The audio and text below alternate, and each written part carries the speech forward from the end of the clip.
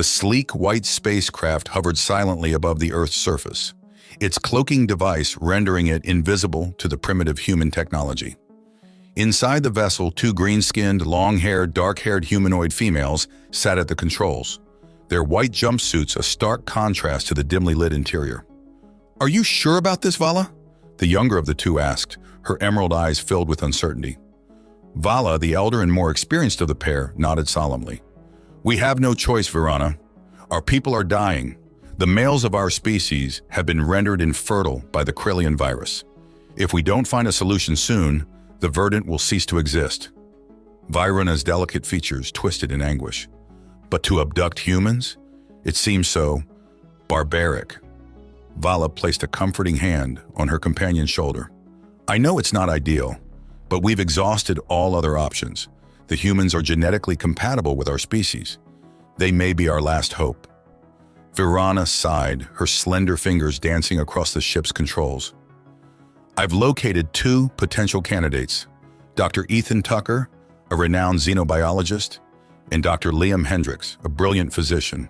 They're currently attending a conference in New York City." Vala's emerald eyes sparkled with determination. "Perfect. Set a course for their location. We'll bring them aboard and explain the situation. Hopefully, they'll understand our plight and agree to help us willingly." As the spacecraft descended through Earth's atmosphere, Vala couldn't help but feel a twinge of guilt. She knew that what they were about to do was a violation of the humans' rights, but the survival of her species hung in the balance.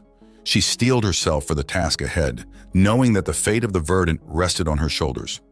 Dr. Ethan Tucker and Dr. Liam Hendrix were deep in conversation as they exited the conference center, their minds buzzing with the latest advancements in xenobiology. They were so engrossed in their discussion that they failed to notice the strange white light that engulfed them until it was too late. When they regained consciousness, they found themselves in a sterile, white room, their bodies strapped to examination tables. Panic gripped them as they struggled against their restraints, their minds racing with possibilities. "What the hell is going on?" Dr. Tucker demanded, his voice tinged with fear and anger. "Please, remain calm," a melodic voice responded, and the two men turned to see Vala and Virana standing before them, their green skin and dark hair a stark contrast to their white jumpsuits. "Who are you? What do you want with us?" Dr. Hendrix asked, his eyes wide with disbelief. Vala stepped forward, her expression solemn. "I am Vala and this is Virana. We are members of the Verdant, a species from a distant planet. We mean you no harm, but we desperately need your help." Dr. Tucker scoffed. "Help! You've abducted us! How do you expect us to trust you?" Virana's eyes filled with tears. "Please, you must understand. Our people are dying. The males of our species have been rendered infertile by a virus. We need your genetic material to ensure the survival of our race." Dr. Hendrix's brow furrowed. "You want us to be breeding stock?"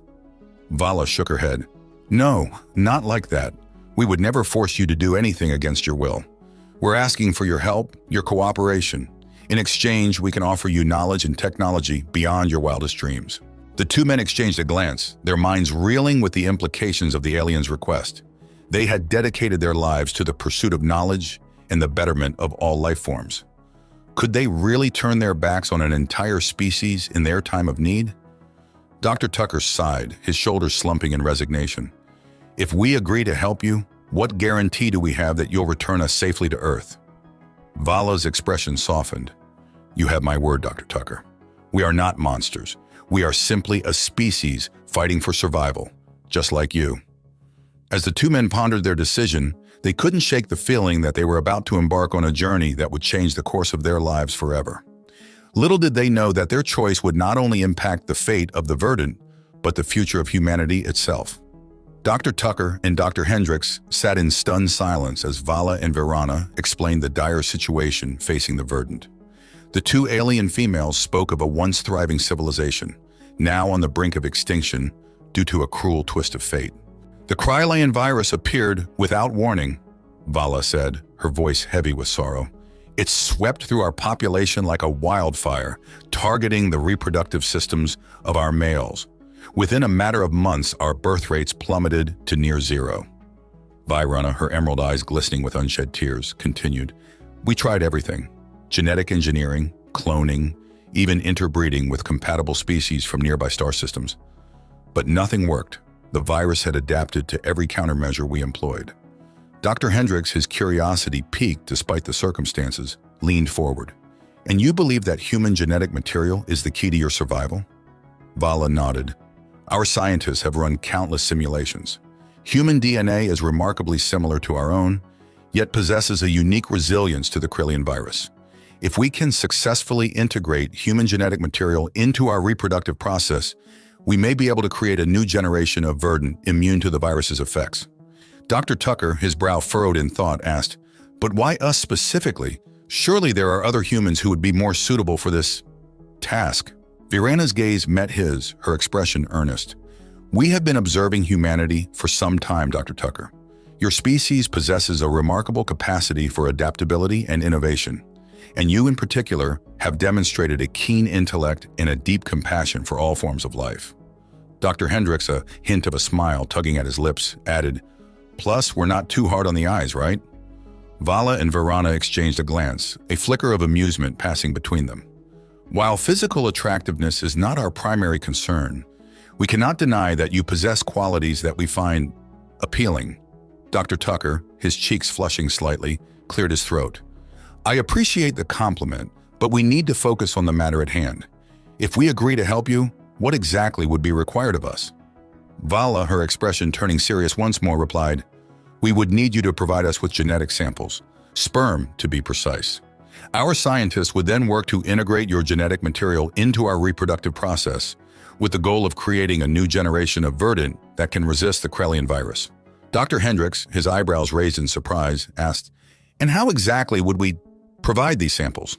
Virana, a hint of color rising in her green cheeks, answered, "We have developed a specialized collection device that would allow you to donate your genetic material in a manner that is both efficient and comfortable."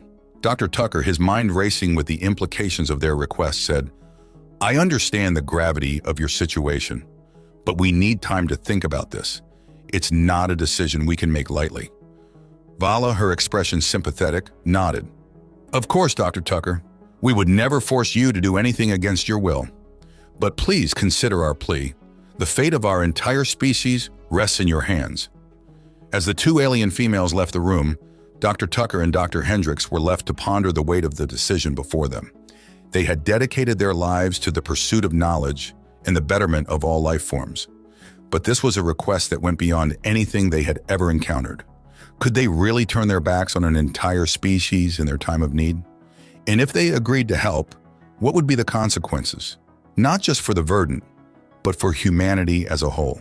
As they sat in the sterile, white room, the weight of the universe seeming to press down upon them, Dr. Tucker and Dr. Hendrix knew that they had a choice to make, a choice that would echo across the stars and shape the destiny of two worlds forever intertwined. Hours turned into days as Dr. Tucker and Dr. Hendrix grappled with the decision that lay before them. The weight of the verdant's plea hung heavy in the air, a constant reminder of the lives that hung in the balance. "I just don't know if I can do it," Dr. Tucker confessed, his voice barely above a whisper. "I mean, I've always believed in the sanctity of life, but this is something else entirely." Dr. Hendrix, his expression pensive, replied, "I know what you mean. It's not like we're just donating blood or organs. We're talking about creating new life, a hybrid of human and verdant. The implications are staggering." The two men fell silent, each lost in their own thoughts. They had witnessed firsthand the desperation in Vala and Virana's eyes, the raw emotion that had poured forth as they spoke of their people's plight. But could they really be the saviors of an entire species? As if on cue, the door to their room slid open, revealing Vala and Virana. The two verdant females looked haggard, their emerald eyes dulled by the weight of their burdens. "Have you reached a decision?" Vala asked, her voice tinged with a mixture of hope and fear. Dr. Tucker, his jaw clenched tight, replied, "We're still considering our options. This isn't a choice we can make lightly." Virana, her expression pleading, stepped forward. "Please, you must understand. Every moment we delay, more of our people succumb to the virus. We are a proud race, but we are not too proud to beg for your help. Dr. Hendrix, his brow furrowed in thought, asked, "What about the ethical implications? How can we be sure that our genetic material won't be used for nefarious purposes?" Vala, her gaze unwavering, answered, "We have no interest in using your genetic material for anything other than the survival of our species. We will provide you with full access to our research and allow you to oversee the entire process." Dr. Tucker, his resolve wavering, said, "And what about the potential consequences for humanity? How can we be sure that our actions won't have unintended repercussions?" Varana, her voice soft but firm, replied, "We cannot predict the future, Dr. Tucker. But we can promise you that we will do everything in our power to ensure that our two species can coexist peacefully. We are not conquerors or colonizers. We simply want to survive." The gravity of the situation weighed heavily upon the two men. They knew that their decision would not only impact the fate of the verdant, but also the future of humanity itself. The responsibility was immense, but so was the potential for good. Dr. Hendrix, his voice steady, spoke first. "I'm in. I can't stand by and watch an entire civilization crumble, not when I have the power to do something about it." Dr. Tucker, his expression resolute, nodded in agreement. "I'm in too. Your offer to provide full access to your research and allow us to oversee the process has helped ease my concerns. We'll work together to ensure that our genetic material is used responsibly and ethically." Vala and Varana exchanged a glance. Relief and gratitude etched upon their green features. "Of course, Dr. Tucker. We would be honored to have you as our partners in this endeavor." And so, with a handshake that bridged the gap between two worlds, Dr. Tucker and Dr. Hendrix embarked upon a journey that would change the course of history. They knew that the road ahead would be fraught with challenges and uncertainties, but they also knew that they could not turn their backs on those in need. As the verdant spacecraft hurtled through the void of space, carrying with it the hopes and dreams of an entire species, Dr. Tucker and Dr. Hendrix steeled themselves for the trials to come. They were no longer just scientists. They were the guardians of life itself, the architects of a future that would be written in the stars. As the verdant spacecraft approached their homeworld of Chloris, Dr. Tucker and Dr. Hendrix found themselves marveling at the lush green planet that filled the viewscreen. It was a world unlike any they had ever seen, a testament to the resilience and ingenuity of the verdant people. Vala and Varana guided the two men through the sprawling research facility that would serve as their home for the foreseeable future. The complex was a marvel of technology, with gleaming white corridors and state-of-the-art laboratories that put even the most advanced human facilities to shame. "This is where we will be conducting our research," Vala explained, gesturing to a large circular room filled with strange alien machinery. "Our scientists have been working tirelessly to develop a method for integrating human genetic material into our reproductive process." Dr. Hendrix, his eyes wide with wonder, asked, "How exactly does the process work?" Varana, a hint of concern in her voice, replied, "We have developed a specialized device that can extract and isolate the necessary genetic material from your sperm samples. From there, we use a complex series of algorithms to determine the optimal combination of human and verdant DNA to create a viable embryo. However, we have encountered an unexpected problem." Dr. Tucker, his brow furrowed in concentration, said, "What kind of problem?" Vala, her expression troubled, answered, "Despite our best efforts, we have been unable to successfully create a viable embryo in the laboratory setting. We have tried every possible combination of human and verdant genetic material, but the embryos simply fail to develop beyond the initial stages." The four of them sat in silence for a moment, each lost in their own thoughts. Finally, Dr. Hendrix spoke up. "Could there be some factor that we're not considering? Something that's present in natural conception, but absent in the laboratory?" Varana, her eyes widening with realization, exclaimed, "Of course! The verdant reproductive process is not just a matter of combining genetic material. It involves a complex interplay of hormones, enzymes, and other biological factors that we have not been able to replicate in the lab." Dr. Tucker, his expression thoughtful, added, "And if we can't replicate those factors in the lab, then the only way to create a viable embryo would be—" Vala, her voice barely above a whisper, finished his sentence. "Natural conception, between a human male and a verdant female." The implications of this realization hung heavy in the air. Dr. Tucker and Dr. Hendrix exchanged a glance, both of them grappling with the weight of what they were being asked to do. Varana, her expression apologetic, said, "We understand that this is a lot to ask of you. We would never force you to do anything against your will. But if there is any chance that natural conception could save our species, Dr. Hendrix, his voice steady, replied, "We understand the gravity of the situation, and while we cannot make this decision lightly, we also cannot turn our backs on those in need." Dr. Tucker, his expression resolute, added, "We will need to discuss this further, but know that we are committed to doing whatever we can to help your people." Vala, her eyes shining with gratitude, said, "Thank you, both of you. Your compassion and dedication give us hope in our darkest hour." The four of them sat together, their minds racing with the implications of what they had just realized. Dr. Tucker, his expression pensive, said, "If we're going to pursue natural conception, we need to consider the potential risks and benefits carefully."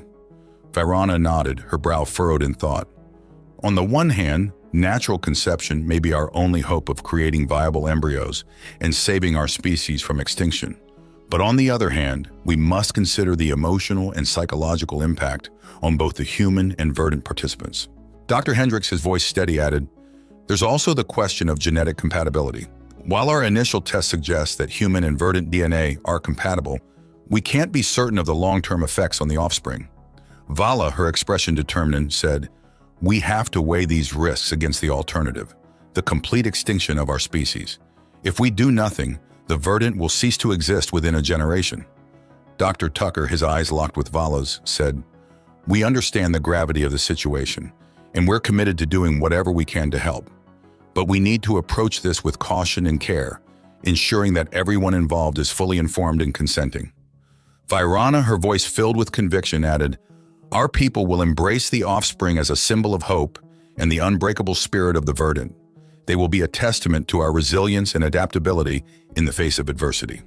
Dr. Hendrix, his expression thoughtful, said, "These are all valid concerns, but I believe that the potential benefits outweigh the risks. If we can create healthy, viable offspring through natural conception, we'll be giving the verdant a chance at survival and a future." Vala, her eyes shining with hope, said, "And in doing so, we'll be forging a bond between our two species that will last for generations. Our offspring will be a living testament to the power of compassion, cooperation, and the unbreakable spirit of life itself." As they continued to brainstorm and discuss the various aspects of their plan, the four of them felt a sense of purpose and determination that transcended the boundaries of their individual species. They knew that the road ahead would be challenging, but they also knew that they had the strength, the wisdom, and the courage to face whatever lay before them.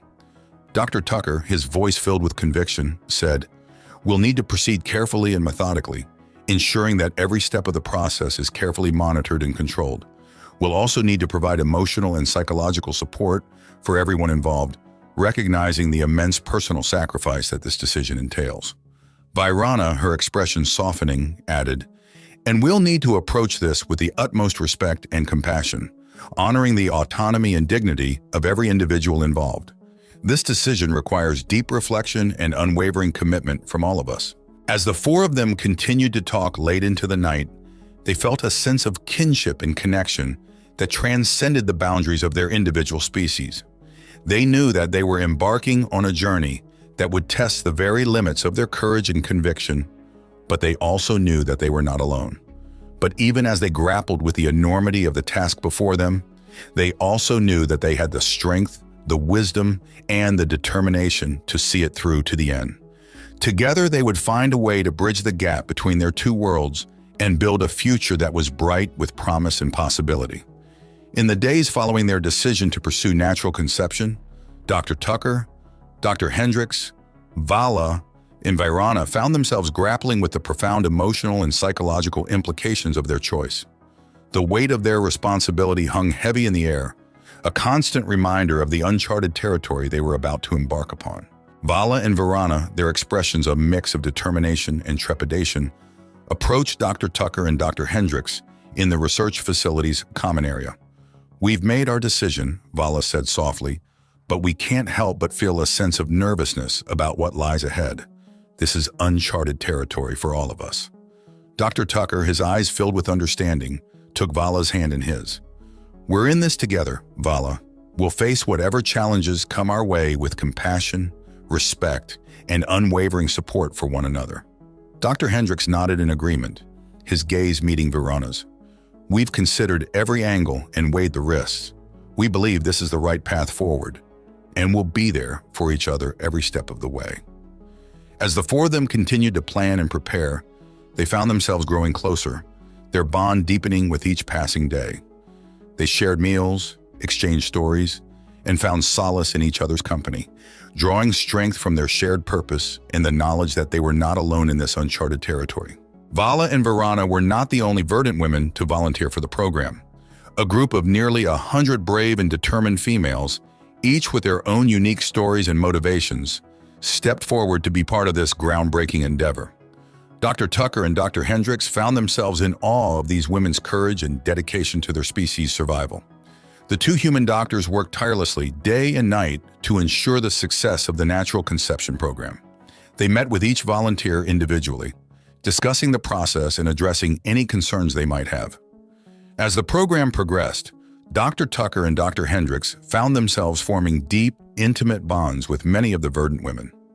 One of the volunteers, a striking Verdant named Atala, approached Dr. Tucker with a mischievous glint in her eye. "I must admit, Doctor," she purred, "I've always been curious about human males. I look forward to exploring the mysteries of your species, intimately." Dr. Tucker, his cheeks flushing slightly, cleared his throat. "I appreciate your enthusiasm, Atala, but remember, this is a serious undertaking. We must approach it with respect and professionalism." Dr. Tucker, his stamina and dedication unwavering, spent countless hours in the embrace of the Verdant volunteers. He marveled at the beauty and strength of each woman he encountered, from the fiery passion of Atala to the gentle tenderness of Vala. With each successful conception, he felt a growing sense of purpose and pride in the role he played in securing the future of the Verdant species. Meanwhile, Dr. Hendrix found himself engaged in a lively discussion with another volunteer, a quick-witted Verdant named Naya. "I've heard that human males have quite the stamina," she teased, her eyes dancing with mirth. "I hope you're up for the challenge, Doctor." Dr. Hendrix, his lips twitching into a smile, replied, "I assure you, Naya, I'm more than capable of rising to the occasion." Similarly, Dr. Hendrix found himself utterly consumed by the task at hand. He lost count of the number of times he had joined with the Verdant women in their quest for procreation. From the playful banter of Naya to the quiet intensity of Varana, each encounter left him feeling more connected to their cause and more determined to see it through to the end.